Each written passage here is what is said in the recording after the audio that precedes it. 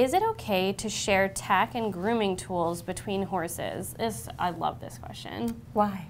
Because I think it's something that barns do a lot and don't think about until there's a problem. Yeah. And then it's like, now what do we do?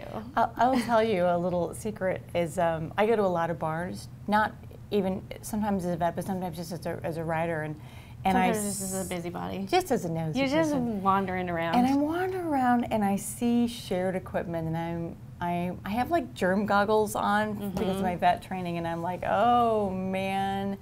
So things. Is there like a spinning red light on top and there's like well, womp, they look. I mean, they look like red to me when I see potential areas of germs crawling around. And I just think of, you know, obviously skin diseases like your rain rots and your ringworms and warts could be passed from horse to horse. But not just that, equipment, whether it's brushes, tack, bits, saddle pads, blankets, sheets, anything that comes into contact from one horse to another can be a fomite.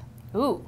What is a fomite, you ask? I don't know. Okay, so fomites are inanimate objects, like all those things we just listed, that diseases, bacteria, viruses, can be on and wait and be passed to the next horse. So things like diseases like strangles, influenza, herpes virus, they don't need, they like nose-to-nose contact, but they don't need it.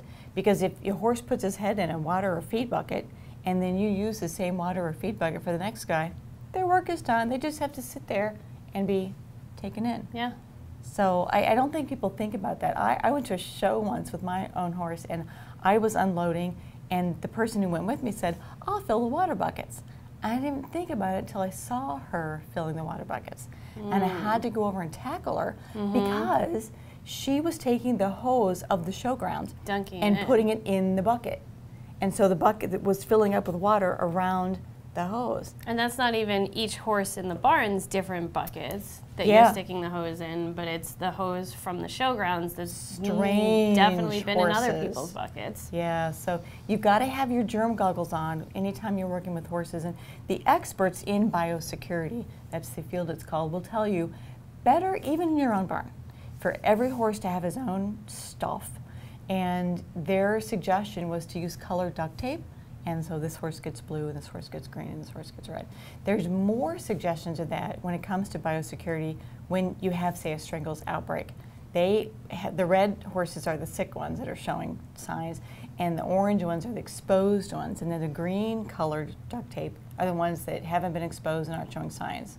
So the colored duct tape is a handy, handy tool, whether you have an infection or you're trying to prevent one. And that's how you can train your germ goggles, so that you can get them to be expert level like yours. Yeah.